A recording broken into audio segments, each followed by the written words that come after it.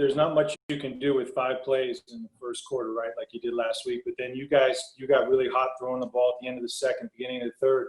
When you miss a throw, like to Godwin or Gronk or whatever, what do you do personally to get yourself kind of back in sync, even though you're not able to be out there?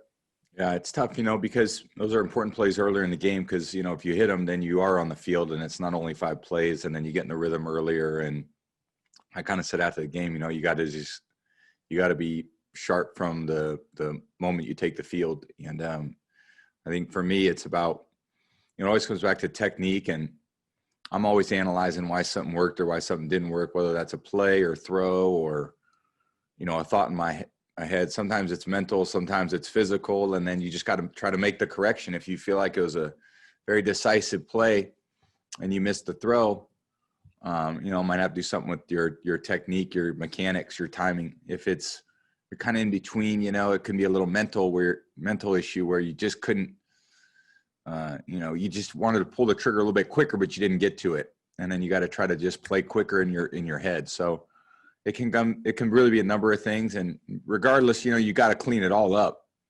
Nothing is, you got to work hard to make sure that it's an unproductive play is an unproductive play, whether it's a physical error, a mental error, and it could be either or. So, from my standpoint, I want to be decisive. I want to try to eliminate gray area and, go out and play really technically and fundamentally sound so that I can throw the ball as accurately as possible. All right, we'll go to Jenna Lane. Hey, Tom, I know that you and Coach Arians had some plans to try to get some golf in during the bye week, but unfortunately with COVID, you weren't able to. I'm just curious to know what it's been like for you in the short time that you've been with Coach Arians. What's it been like getting to know him, not just as a coach, but person to person? Yeah, I feel like we have a great relationship.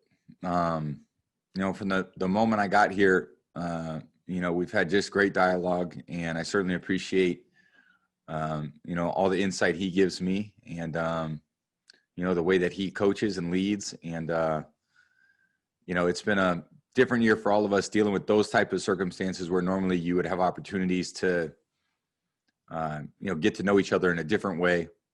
But, say one thing that's tough for all of us around the facility is you don't get one-on-one time with anybody. You don't get any personal time where, you'd be sitting around talking and eating together or,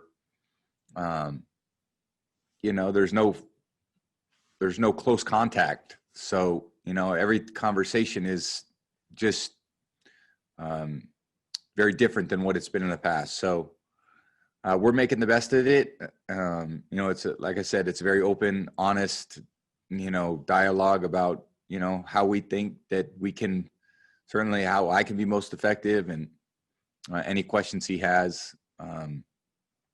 We always have a great open lines of communication. So I really enjoyed my time, obviously, getting to know him and have great admiration for him as a coach, as a man, as what he is off the field and how he commands and leads the team.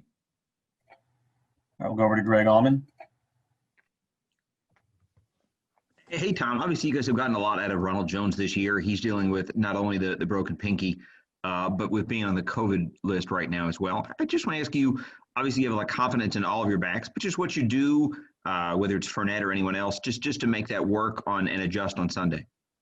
I think, first of all, we're all thinking about Roe, and, obviously a tough week for him when you have an injury and then you have something that comes up with COVID. So, he's been so reliable, dependable, consistent for us, even through the offseason, his commitment to making improvements to his game. And I think everyone has a great deal of respect for Roe and what he's brought to the team. For a young player, he's shown a lot of maturity. He's very selfless.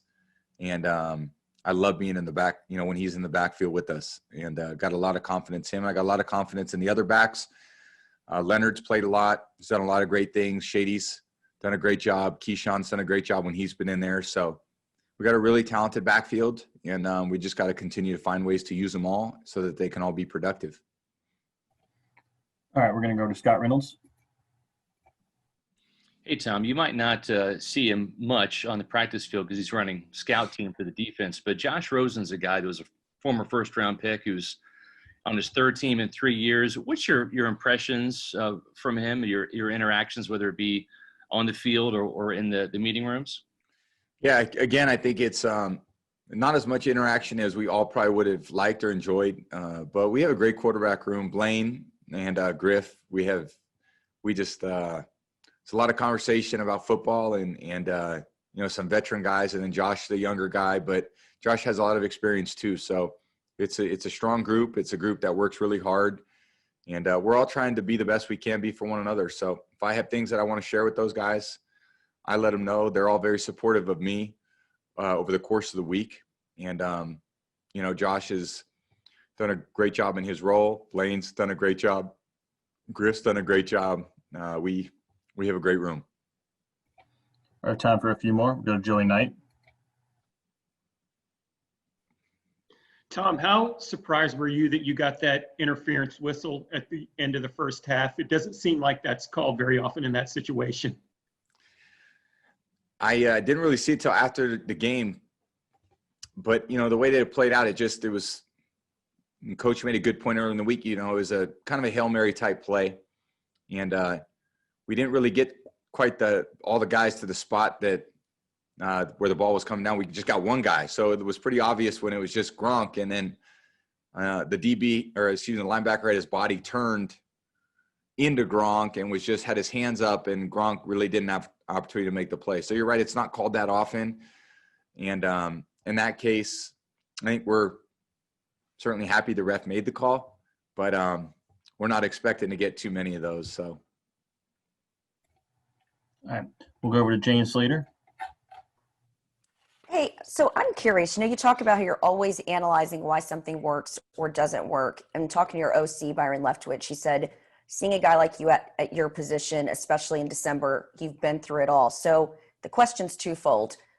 How has your approach to December changed? And when you go through and analyze these things, what do your notebooks or your computer docs look like over these years? And two, have you relished the challenge of all that's come with coming to Tampa, not getting those one-on-one times, but being able to get this team to the playoffs here? We're talking playoffs for the first time since 2007.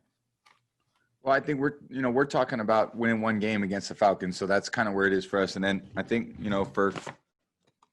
this is our notebook.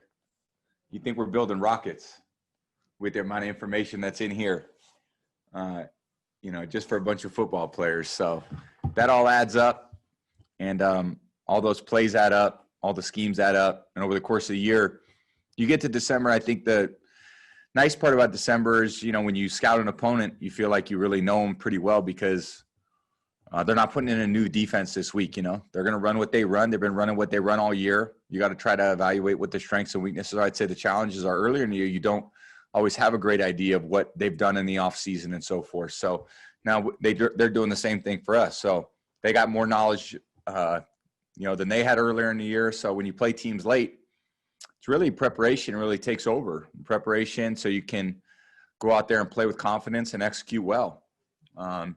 So that's part of what I really enjoy about playing in December. I feel like I can get a pretty good feel for the opponent. All right, we'll close out with a question from Andrew Cassie. Hey, Tom, got a non-football question for you. With it being the holidays and whatnot, are there any, favorite Christmas traditions or memories there that go on in the Brady household? Oh, man. I'm excited for a new tradition of just, being down here and, beautiful weather. Doesn't quite feel like it's Christmas time just because, the seasons, they don't change much. So normally up in the Northeast where I've been, you definitely feel, I know it's got a lot of friends send me pictures today of, 12, 16 inches of snow up in the Northeast. So I just wrote back, don't really miss that, don't really miss shoveling out of snow, but it's a little different. And my kids are really looking forward to it. My kids are getting a little bit older. So they're anxious to see if Santa Claus is going to come this year. I told them if they're good, maybe we'll see. So it's been a good year thus far. All right, that's all for today. Thanks, Tom. Thank you, guys. Appreciate it. Have a great afternoon.